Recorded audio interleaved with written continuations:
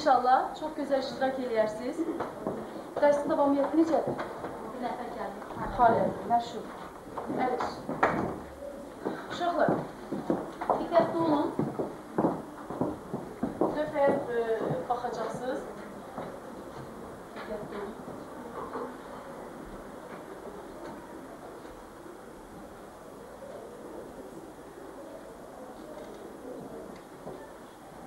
Daha Füzuli ilə bağlı göstərdiyim bir sıra slayd var.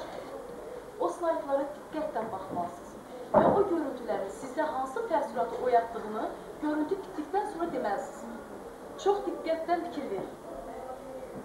Baxın. Baxın. Qızlar diqqətli olun.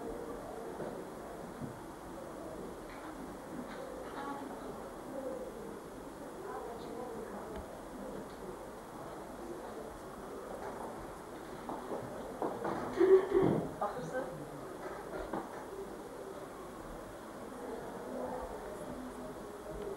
Əldə göstərməyə ihtiyac yoxdur ki. Baxın. İndi bu görüntülərin sizdə hansı təəssüratı oyatdığını deməyə çalışın. Buyurun, Şərəf qrupu. Hansı görüntüləri gördün? Mən burada müəllim təzadlar gördüm, gecədən gündüz. Sonra uşağın alması, sevinç. Bir, sizdən Qurban. Mən Kilbi zamanlarda Osman Dökümdarı ilə Xətainin vuruşması, mən bunda bu zaman o Türk dünyasına buradan zərbəti Türk dünyasının parçalanması kimi görsən, siz təzad götürdünüz, Hünər qrupu parçalanma götürdü. Sizdən bir söz eşitdim. Elin, sən də yaxşı, buyur Elin.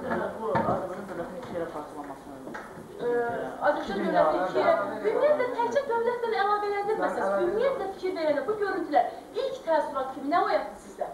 İlk təəssürat kimi baxdınızda... O məsələlərində və qəmə və sevimdə yer verilməsinə, yalnızlığa... Axı biz hələ ümumiyyətlə əsər yoxdur. Bax, mən o. Bax, diqqətlə baxdınızda, bir tərəfdə qaranlıq görsün, bir tərəfdə işıq görsün. Bu nə deməkdir? Bu nə deməkdir? Deyərsiniz. Nə deməkdir? Siz? Xeyr və şər deməkdir. Təzad deməkdir. Parçalanma deməkdir. Siz? Qarşıdan gələn hər hansı bir maniyə, bir hadisə olacağını bildirir. Uşaqlar, ağlamaq, gülmək. Azərbaycan dilinə keçsək, nədir bu? Nədir ağlamaq? Təzaddır mı? Onda gəlin biz bütünlükdən Şərəf qrupunun və digər qruplar müəyyən qədər uzağa geçsələr də həm Şərəf, həm də digər qrupu daha çox yaxınlaşdılar mənim verdiyim motivasiyaya. Yəni, siz burada daha çox təzad gördünüz. Ağlayan gördünüz, gülən gördünüz, xəzan gördünüz, bahar gördünüz, işıq gördünüz, qaranlıq gördünüz. Bunlar nədir? Təzad. Və beləliklə cəmiyyətdə bir sıra təzadlar var, olub, olacaq. Və bu təzadları anlamaq üçün, insan münasibətlərini anlamaq üçün siz nələrə müraciət edirsiniz? Bax, misal üçün, öz üçün fikirləşin ki, həyatda çoxlu haqsızlıqlar var, bu haqsızlıqlara sinə gələn qüvvələr var, nələr var. Bax, bunları başa düşmək üçün nəyə müraciət edirsiniz? Nələrə? Filmə baxmışsınız, filmlərə. Filmlərdə nələrsə görmüşsünüz.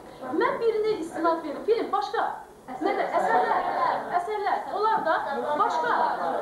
Musiqidə var, sonra həyatda var. Maşallah, ümumiyyətlə, incəsənətin bütün növlərində və yaxud da yaşadığımız həyatda təzadları müşahidə edirsiniz, düzdür. Yeni yetməzsiniz, amma yenə də nələrsə hiss edirsiniz təzadları. Bizim bir anımızın bir andan sonra nə olacağını bilmiriksə, deməli, bu da həyatımızın təzadı. Əsərlərə müraciət edirsə, bizim bu təzadların bugünkü dərsimizdə nə əlaqəsi var? Kimdir bizim bugünkü qəhrəmanımız? Məhəmməd Füzuli. Məhəmməd Füzulinin təzadla nə kimi əlaqəsi var? Buyur, Məhəmməd. Bütün əsərlər demək olar ki, yəni təzadlıq üzrində qurulub. Yəni, aha, təzadlar üzərində. Onda şuna gəlin belə danışaq. Belə danışaq. Sizin nə fikirləşdiyinizi qarşınızda olan sarı vərəqlər var. Sarı vərəqlərə bir dənə cümlə ilə Məhəmməd Füzuli kimdir?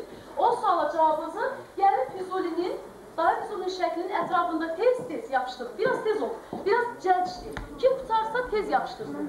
Tez olun, vaxt verir. Tez olun, tez olun, tez olun. Bir dənə sözdən Füzuli kimdir?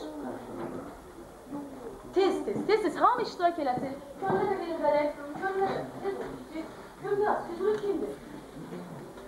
Siz orada nələrsə verə bilərsiniz. Nə bilim, anadan olmasından gələk yaza bilərsiniz ki, nə zaman anadan olub, tez olun, yapışdırın. Hamı iştirak eləsin. Hamınız. Qurban sən də iştirak elə. Sizdən, yox, siz də aparın. Bir dənə yox, hərə yazmalıdır tez. Bir dənə olmaz. Hamı yazsın. Siz bura verdikcə mən oxuyacağım. Uşaqlar, böyük qəhrəman, böyük təzad ustası, romantik şair, əbədi mehir dəryasıdır. Azərbaycanın dünyada lazımınca tanınan daha şəxsiyyəti bu şəkil ətrafından olmaz, tanırsın. Olmaz. Sonra, burada, mən buradan yapışdım. Füzuli daha Azərbaycan şairidir, filosofdur. Buradan yapışdım, heç olmaz. Füzuli qəlb şairidir. İnsan azadlığını həmişə ön plana çəkir. Sonra, ilahi eşqə sahib olan yeganə şairdir, Nurilə. Xalqı oyadan bir insandır. Daha Azərbaycan şairi, yaş. Məhəmməd Füzuli dahi şairimizdir. Biz onunla fəxr edirik, o bizim fəxrimizdir. Məhəmməd Füzuli bütün dünyaya Azərbaycan tanıtırıq. Yapışmayan mələklər bir də oxuyur. Məhəmməd Füzuli insan azadlığını həmişə ön plana çəkib. Türk dünyasının və ən əsası din və şəriət insanı Türk şairidir. Biraz fikrinizdə qəlizlik var sözlərin müəllifi. Deməli uşaqlar, Məhəmməd Füzuli haqqında sizin ev tapşırığınız var, tədqiqat işləriniz var. Biz onunla aydınlaşdıraq görək. Sizin bu sözlərinizdən başqa Məhəmməd Füzuli və onun möhtəşəm, ölməz əsəri olan Leyli Məcnun haqqında nə kimi təqdimat hazırlamışsınız? Beləliklə, biz birinci qrupun, dəyər qrupunun, yox, idrak qrupunun təqdimatını dinləyək. İdrak qrupu, yerinizdən də danışa bilərsiniz. Heç bir problemi yoxdur. Ya istəsəz gəlib burada da dura bilərsiniz. İdrak qrupu birinci. Necə istəyirsiniz uşaqlar? Çıxmaq istəyirsinizsə yerinizdən danışa bilər. Sizi görsün, yaxşı oradan danışın. Danışın. Problem yox. Və sizin təqdimatınız, digər uşaqlar, onların təqdimatına fikir verin. Əgər sual alınarsa bunlara verə bilərsiniz. Məbul, istəyirsiniz əyləşin, çünki arkada əyləşinlər, baxsınlar təqdimatınıza. Buyurun, Elvin, dinləyirəm sizin qrupunuz. Məhəmməd Süleymanoğlu Füzuli 1494-cü ildə Bağdad yaxınlığındakı Kərbəlada anadan olmuşdur. Füzulinin həyat və yaradıcılığının ilk dövrləri Bağdad və Kərbəlada da daxil olmaqla İraq-ı Ərəbin Səbəvilər hakimiyyətinə tabi olduğu illərə düşür. Məhəmməd Füzuli Qəməri tarixi ilə 963-cü il miladi təqvim ilə 1556-cı il Tan xəstəliyində Kərbəlada vəfat etmişdir. Bu tarixdə onun yaxın dostu və müasiri Əhdi Bağdadi öz təzkirəsində göstərmişdir. O çoxlu miqdarda epik və lirik, məzun və məhsul, elmi və bədii əsərlər yaratmışdır. Onun ədəbi ilsinə Azərbaycanca divanı, Farsça divanı, Azərbaycanca, Farsça və Ərəbcə qəsidələrdən ibarət divanı da daxildir. Onu məşhur edən əsərlərindən Leyli və Məcnun adlı aşiqanə poeması da daxildir. Hangi barədə 7 zam adlı alegorik poemaları, Şəhnamə daxil olmaq məktubları, Səhət Ömərə, Zülzat adlı Farsça yazılmış alegorik əsərləri, İctimai fəlsəfi nəsr əsərləri, Həqiqət Süəda adlı Türkçə yazılmış əsərləri, Mətləb Etiqad adlı Türkçə ərəbcə yazılmış elmi traktatı. Yaxşı. İdrak qrupu. Mən sizə belə bir sualım var. Ümumiyyətlə, Məhəmməd Füzulinin yaradıcılığının haqqında araşdırma aparırsınız və sizin qrupunuzun adının Məhəmməd Füzuli ilə nə əlaqəsi var? Buyur, Elvin. Mən fikrimdə bu komandasına görə ki, burada Məcnunun idraki... Ümumiyyətlə, Məhəmməd Füzuliyə, hələ Məhəmməd Füzuli. Məhəmməd Füzulinin mənim düşüncəsi, idraki mənim burada əsas rol oynamışdır. Yəni, bütün bəşəriyyətə bəs. Yaxşı, əyləşin. Hansı dildə sual verməsiniz? Buyurun, idrak qrupu dinləyin. Onlar hansı dildə daha çox əsərlər yazır? O Füzulidə daha çox hansı dildə əsər yazmışdır? Daha çox hansı dildə əsər yazır? Qrup. Təkcə elmin yox, qrup. Fikirləşin. Türkçə və ən çox hansı dil? Ən çox fars dilində, siz türk dilində. İndi bir qrup olaraq hansı fikrin üzərində dayanır? Türk dilində, 3 dildə yazsalar türk dilində. Səhv danışdım. Diqqət. Məsələn, o bütün əsərlərini türk dilində yazmışdır. Ən çox dildə yazsa da dillər, ən çox dillər. Yaxşı, başqa sual varmı? Az olsun bir qədər deyil. Həyat haqqında danışdılar. Mən soruşmaq istəyirəm ki, Məhəmməd Füzulinin ailəsi haqqında məlumat varmı və Onun haqqında biraz Məlumat toplamısınız mı? Bəli. Buyur, yox, başqa, buyur. Onun atasının haqqında məlumatımız var ki, o mən təxminən bu Ərəş mahallında yaşayıb. Biraz bizdən danışmamışsın sən. Əvvəllər o Ərəş mahallında yaşayıb. Sonra köç etmiş olan, Azərbaycana köç etib, İraqda olub və sonra yəni atası varisi şəxsi olub. Sonra onun oğlu haqqında məlumat var ki, Fəzlidir. Yəni bu Fəzli haqqında məlumat var. Nizami kimi şahidlər kəsilir. Çox da ailəsi haqqında elə bir yazmamışdı. O ancaq bir dənə elə bir poemasında yalnız elə bir oğluna aid bir dənə. Oğlunlar oldu. Deməli, Şərəf qrupu sizin sualınıza cavab olaraq İdrak qrupu dedi ki, bəs biz onun ailəsi haqqında bunu bilirik ki, Azərbaycandan qədimdən köç edən bir ailədirlər və onun Fəzl adında oğlu olubdur bu haqda. Belə məlumatlar var. Yaxşı, mən dəyər qrupunun təqdimatını dinləmək istəyirəm. Buyurun, buyurun. Başlayın. Həmid Araslı demişdi, Füzuli Azərbaycan ədəbiyyatında lirik şairin atasıdır. O, Azərbaycan... Bir dəqiqə başlayın, mən sizin təqdimatınız Füzuli haqqında deyilənlər. Buyurun. O, Azərbaycan ədəbiyyatında ədəbi məktəbin banisi və yeni ədəbi məktəbin yaradıcısı olan şairdir. Aha, olar. Narahat olmuşsanız, aktiv olun, rahat olun. Buyur. Məmməd Səfər demişdi, Füzuli sevir, Füzuli düşünür demişdi. Aşıq Füzuli ilə mütəfəkkir Füzuli ancaq vəhdət halında alındığı zaman onu duymaq olur. Biz Füzulinin böyük fikirlərini, onun dahiyanı deyilmiş sözlərdə axtarmalıyıq. Sonra? 10 ildir ki, tələbələrimizə dahi Azərbaycan şairi Məhəmməd Füzulidən sevə-sevə mühazirə oxuyan Gülşən Əliyeva demiş ki, Füzuli Məcnun necə böyük bir aşıq yaradıb ki, axırda öz onu qısqanır. Füzuli Məcnun Timsanı necə böyük bir aşıq yaradıb ki, axırda öz onu qısqanır. Buyur. İsmail Hikmətin Füzuli haqqında fikirləri. Füzuli ruhunda təsəvvürün o qədər dərin təsir olmuşdur ki, kəndisini məlahətə qədər sürükləmişdir. Məlahət fəlakətdir. Qruplar olmasın bir-birizə. Füzuli eşq ilahidə, eşq təsəvvürdə, Fənah billah mərtəbəsinə varmaq istəyən aşıqlərdəndir. Füzuli ədəbi irsi, poetik, forma, məzmun və dil baxımından yeni bir hadisə kimi qarşılanmış və sonda bu hadisə Füzuli ədəbi məktəbinin yaranmasına səbəb olmuşdur. Çox xahiş bu fikri yadda saldım, çox mühüm bir fikirdir. Ədəb dilinin banisi. Füzuli ədəb məktəbinin davamçılarından bir neçəsinin adını çəkə bilərik. Çəkək, şaladörfəyə fikir verin. Füzuli ədəb məktəbinin davamçıları. Öz tədrisi, Rütnəddin Məsihi, Rütnəddin Məsihi, Naltavan, olar. Qasım bəy Zakirin özü. Tahir Təbrizi, Qasım bəy Günün bugün də Füzuli ədəb məktəbinin davamçıları yetişirmi? Yetişir. Yaxşı. Beləliklə uşaqlar, sizin dəyər qrupuna sualınız varsa buyura bilərsiniz. Onlar Füzuli haqqında deyilən fikirləri ümumiləşdiriblər və bunun özü böyük bir zəhmət tələb eləyir. Buyur Elvin. Mən belə bir sualım var ki, Füzuli haqqında deyilənlərdən ümumi nəticəyə gəlib, siz özünüz nə deyə bilərsiniz? Qəşəng sual. Buyurun, buyur. Biz onu demək istəyərdik ki, Füzuli dünyanı bizə tanıdan şair olubdur. Yəni, o Leyli Məcnun əsərini yazmaqla bizə dünyanı tanıdır. Keçmiş nəfər sənədlə sıxışdıraq. Ümumiyyətlə, Füzuli bizi niyə tanıdır? Dünyanı da bizə tanıdır. Özləri də belə bir fikirdir. Elinizi qane eləyir, qane eləyir. Deyir, Qurban. Füzuli sizin gözünə yalnız bir şair kimi görünür.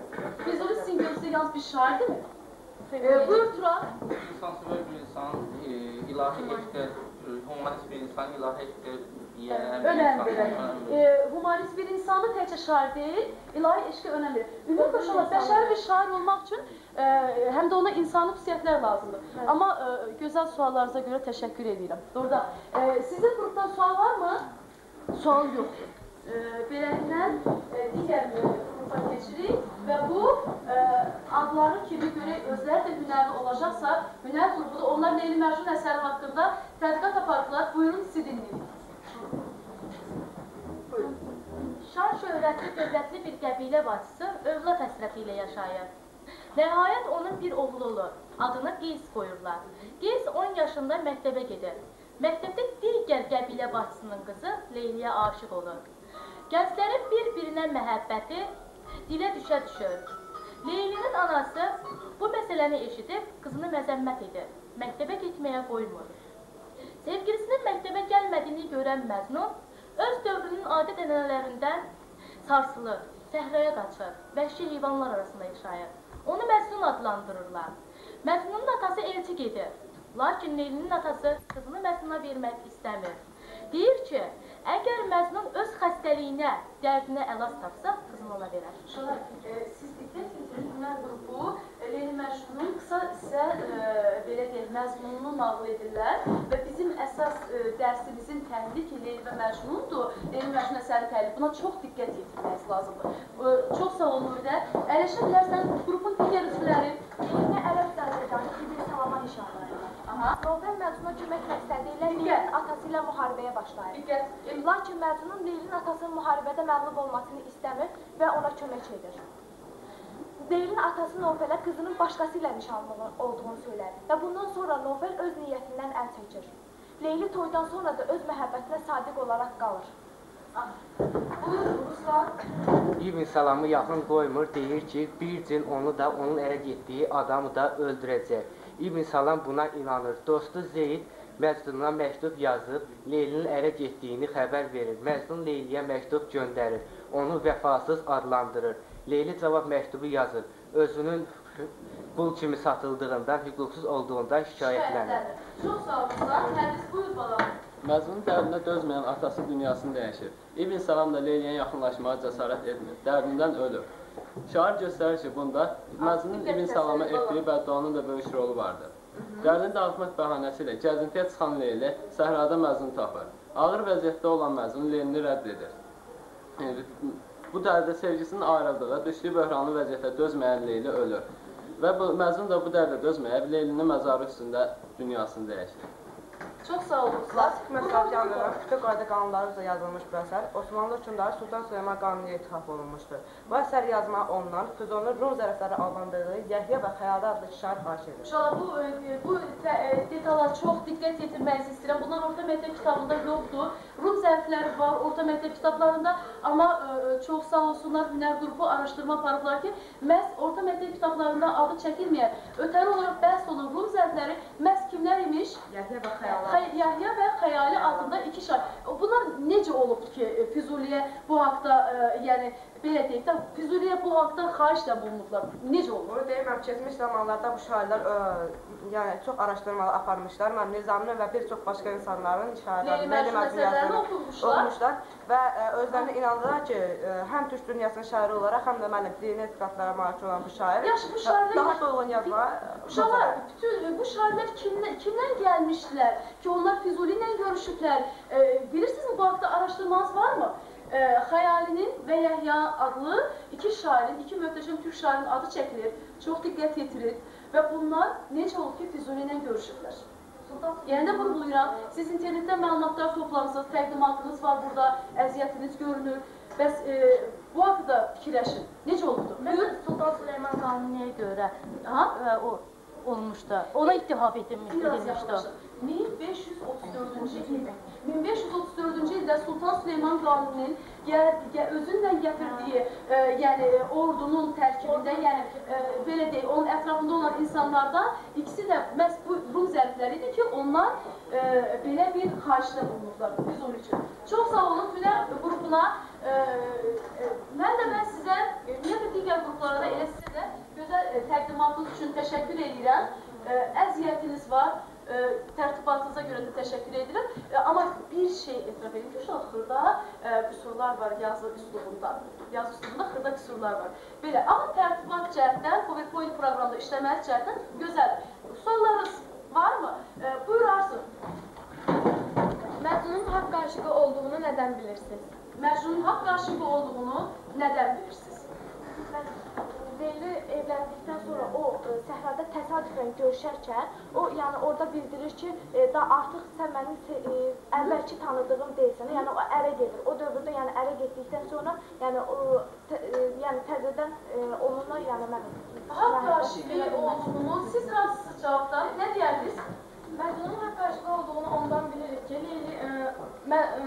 onun dostu Novəl Məcnunun dərdinə şərik olmaq üçün, onun dərdinə əlac olmaq üçün Leylinin atası ilə müharibəyə girir. Bu müharibədə isə Məcnun iki tərəfin ortasında dayanıb Allaha dua edir ki, Leylinin atası tərəf uçsun. Novəl bunu eşidir. Nofəl bunu eşidir və onu yanına çağırdırıb soruşur. Sən bunu nə üçün edirsən? Axı, sən Leylini istəyirsən.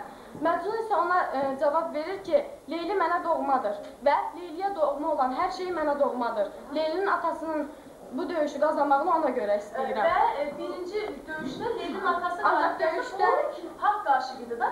Gəl birinci döyüşdə, ikinci döyüşdə düz Nofəlin ordusu. Amma birinci döyüşdə qalib gəlsə Leylinin atası ki, və bu haqq aşıqına oldu, duası müstəcəb oldu. Belə bir sözdür. Yaxşı, əyləşin çox sağ olun hər iki qrup və deməli, başqa bir ordusu qrup. Deməli, şərəf qrupu. Şərəf qrupu buyurun. Təqdimatınız sizdə də Leyli Məcnun haqqındadır. Buyurun, Türkan dinləyirik. 10-cu əsrdən başlayaraq bədii ədəbiyyatda Məcnun və Leyli adlarına tez-tez rast gəlinir.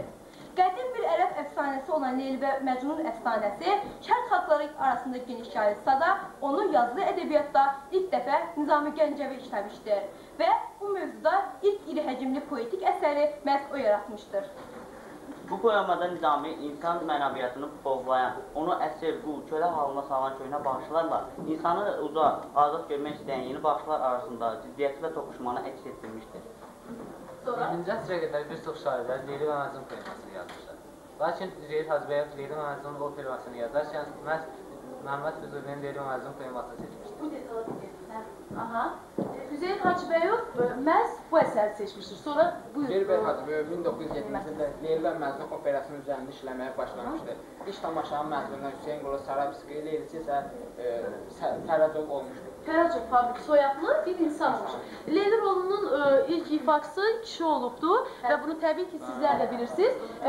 Qrupunuzun təqdimatı qutardı mı? Kimsə, Günarə qaldı. Üzeyir və Hacıbəyev demişdir, bu poemanı hazırlayarkən vəzifəm ancaq Füzulinin poemasının sözlərinə, forma və məzunca zəngin, rəngarəng, muğalmada musiqini seçmək, hadisənin dramatik planını işləyib hazırlamaq. Yaxşı, suallarınız, bunlara sual daha çoxdur, özünüzü qoruyun. Buyur Elmi. Mənim bir sualım var. Məcnun elə bir Leyliyə aşıq olduğuna görə, onu Məcnuna vermədiklərinə görə xalqa etirazı durur, yoxsa başqa səbəblər? Mən bir şey xahiş edəcəm, bircə dəqiqə. Gəlin belə bir, bunların sırf təqdimatı ilə bağlı sualını verməyə çalışmam var. Sırf təqdimatı ilə. Sırf təqdimatı ilə. Bağışlayın. Onu sonradan ünvanlaya bilərsən, amma indi üzr istəyirəm, çünki sırf təqdimatı ilə bağlı. Üzeyir Hacıbəyev nəyə görə başqa Nizaminin və başqa şairlərin Leyli və Məcnun poemasını yox, məhz Füzulinin poemasını? İnşallah Üzeyir Hacıbəyev şərh qrupu, Üzeyir Hacıbəyev nəyə görə digər insanların, axı Azərbaycan ədəbiyyatında 150-yə yaxın Leyli Məcnun mövzusunda yazan şair olub. 150-yə yaxın, bu rəqəmi həmişə yadda saxlayın, amma heç birinin yox, məhz Füzulinin əsərinə müraciət edilibdir və möhtəşəm bir opera yaradıbdır. Buyur. Çünki müəllim, qaynaqlarda bilindiyi kimi Füzulinin Leyli Məcnunu ən möhtəşəmi olubdur. Bu da təbii ki, ən möhtəşəmini seçməli idi. Bu da məhz Füzulinin Leyli Məcnunu. Digər qruplar bu cavaba qoşula bilər. Hə, biz bunları yoxlayaq. Həm də ki, mən bu Məhəmməd Füzulinin Leyli Məcnunu elə və müasir insanlar üçün də elə orada müasirliyə aid də sözlər. Həyatın müasirliyi var. Həyatın müasirliyi var. Sizin cavabınız elə? Buyur Elvin, sən əyləş qulaq. Bizim cavabımız odur ki, müəllim, ilk dəfə Leyli Məcnunu, Nizami bunu farsça yazmışlar. Amma Leyli Məcnun, Füzuli bunu Azərbaycan'da yazmışlar. Həmçinin bu o zamanı xanəndələr tərəfindən hər yerdə oxunurdu və xalq bunu sevirdi. Onun üçün də hər tərəfə yayılmışdı. Başa düşdünüz uşaqlar, Məhəmməd Füzulinin bu əsəri ana dilində yazılmışdı. Ana dilində yazıldığına görə xanəndələr tərəfindən oxunub yayılırdı. Uşaq dilimizi həmişə yüksək tutun, uca tutun və o vurğuya fikir verin.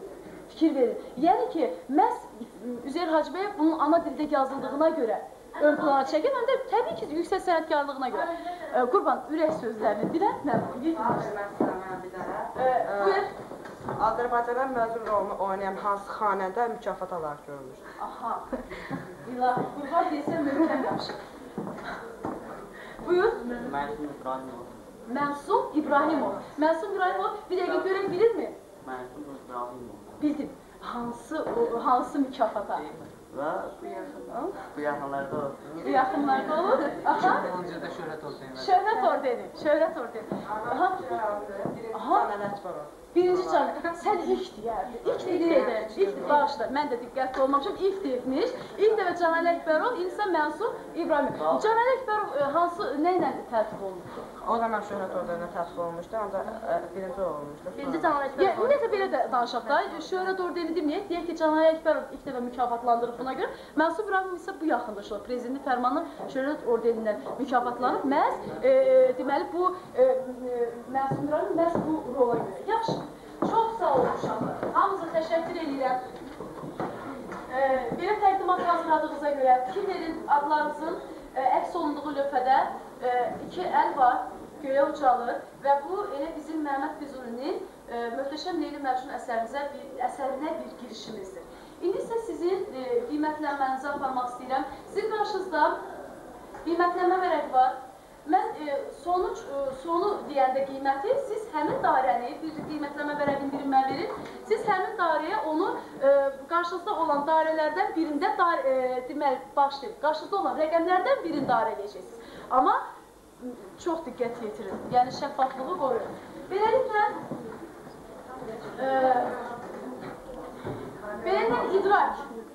idrak. Tapşırıq ümumiyyətlə tələblərə uyğun yerinə yetirilibdir. Bütün qruplarda, yenə də deyirəm, bir qədər orfoqrafik yazılarınızda mənim iradım var idi. Öz fikirlərini ifadə etməyə görə, uşaqlar, düzün qiymət verəndə sizə çətinlik çəkirəm. Çünki hamımızın əziyyəti göz qabağındadır. Amma buna baxmayaraq, yenə də qrupun bir üzvü cavab verə bilməsə, digər üzvü onu tamamlayır, bir-birinizə dəstək olursunuz, əməkdaşlığınız var. Ona görə də yenə də sizi bir-birinizdən fərqləndirməyəcəm. Amma fikirləri ifadə etməkdə yəni 10 bal ona görə verilirəm ki, fikirləri ifadə etməyə müəyyən qədər, yenə də deyirəm, bütün qrupda yekdillik istəyərdim. Biri cavab verib, biri qalanda ona görə də 5 balınızı kəsirəm. Belə. Beləcə uşaqlar, toplam 15, yazın 15-i dairələyin uşaqlar, qarşınızda olan qiymətlənmə vərəqinə bəlli olacaq. 15 dairələrdir. İndi isə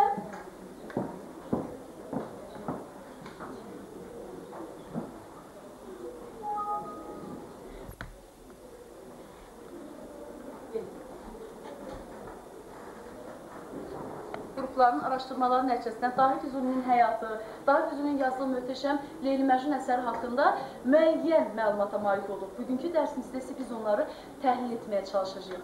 Təhlil etməmişdən əvvəl isə mənim sizə verəcəyim tədqiqat işləri başlamamışdan əvvəl isə gəlin möhtəşəm əsərdən balaca bir görüntüyə baxaq. Hansı ki o görüntü demək olar ki əsərin bütün məğzinə sirayət edir. İlk dəfə ümumiyyətlə sizdən soruşum nə zaman Leyli Məcnun